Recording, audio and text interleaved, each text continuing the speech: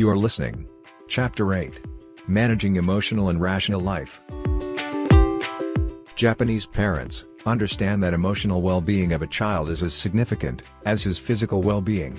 Scolding a kid and making him realize his mistake is important, but that should not be done in a harsh manner, as that may affect the child's mental health.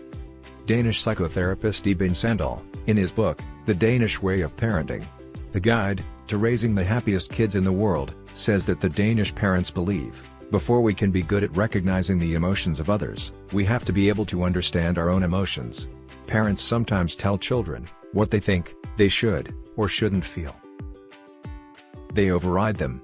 If they are sad, angry, hungry, cold, or upset, some parents tell them, "No, you aren't. Don't be sad. You have no reason to be angry. You should be hungry. Eat."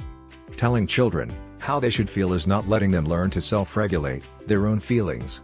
As parents, we have to give our children trust, so that they can learn about their own emotional boundaries.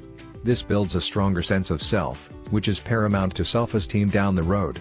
When they are older, they will be less afraid to say no when their boundaries are pushed, because they will trust themselves to make the right decision, based on what they feel. This is such an important lesson to teach children. We can help them with the language use, but we need to trust them, so they can trust themselves. Remember, there are no good or bad emotions. There are just emotions. Healthy emotional life is indispensable for living a happy, successful life. Aristotle said, "Happiness is the most important thing in the world." If you ask yourself, why you want anything you want in life enough times, you're gonna come up with one final answer: because I want to be happy. For majority of parents, there is absolutely no clue how to understanding feelings and emotions of their children. Their game plan is usually going to be, "I'll just keep them happy all the time." Because it's really easy to keep your turfy all the time. That's in fact, is impossible. It's ridiculous. It's incredibly exhausting, trying to keep people happy all the time. There are 3 ways how parents deal with feelings and emotions in wrong way. The first one is repression. It means that as a child, if you learned that it wasn't safe to express your feelings, perhaps you got shut down, you were told to stop crying. Perhaps you were given a look that made you draw everything inside. Then you were going to have to find a way to cope with all those feelings and emotions. The most of the people learn to repress them. They push them down deep. Most of the times, they disassociated. The second thing is authoritarian environment. When a children grew up in an authoritarian environment, where they didn't have a voice, where they couldn't say how we felt, then those feelings, again, would bubble inside them. And at the point where they would tip over, when they often felt frightened or threatened, they would come out in aggression and rage, in loud words. And sometimes, they might have been labeled as naughty, too much, or trouble. In fact, all you were doing was responding to your environment. Then as adults, those aggression tendencies turn up in bullying behavior.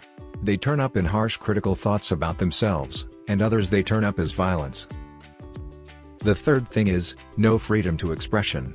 It means that if children grow up in an environment where they are not allowed to express their own way, their feelings are not accepted, their thoughts are not respected. And when they are not listened, they grow suppressed. They find it difficult to adjust in the world. They are unable to express their skills and their emotions. To avoid these mistakes and deal better way with the challenge, here are a few simple steps to teach your children to have healthy emotional life. There are 2 things you can teach them to keep them emotionally happy and responsible. First, to create an environment where children can express feelings freely, without fear of rejection. Encourage them to be honest with themselves, and express and accept their all positive and negative emotions. Second, teach them to create emotional environment, consciously. Just as you make them happy, by playing the music that they like. Explore various ways to create such environment. Teach them that they have power to create happy environment around them.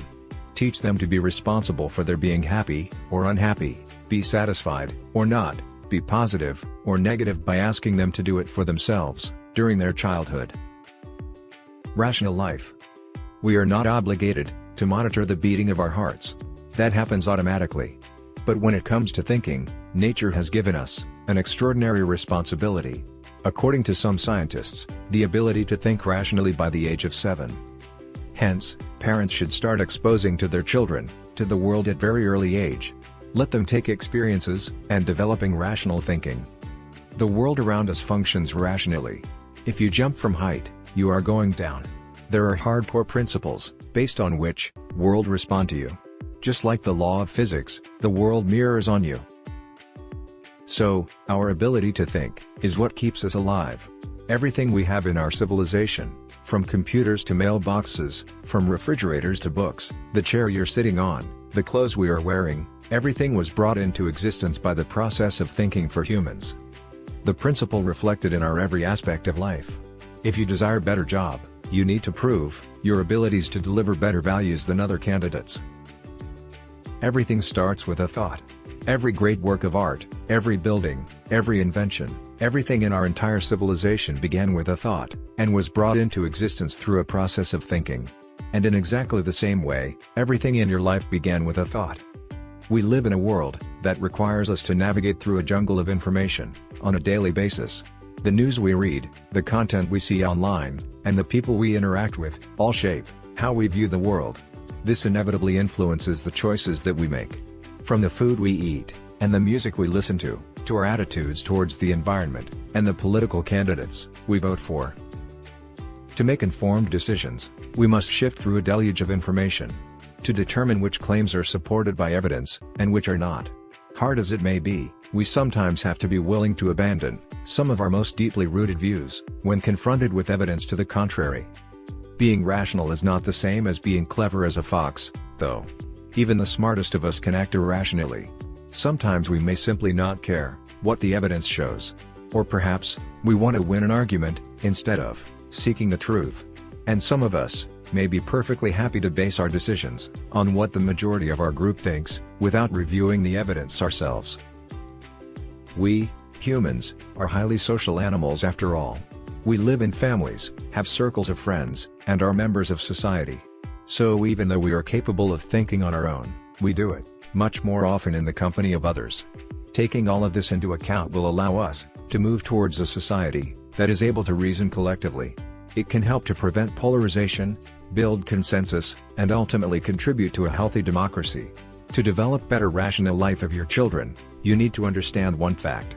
We literally have a choice to think, or not to think. And the other fact is choosing what to think about.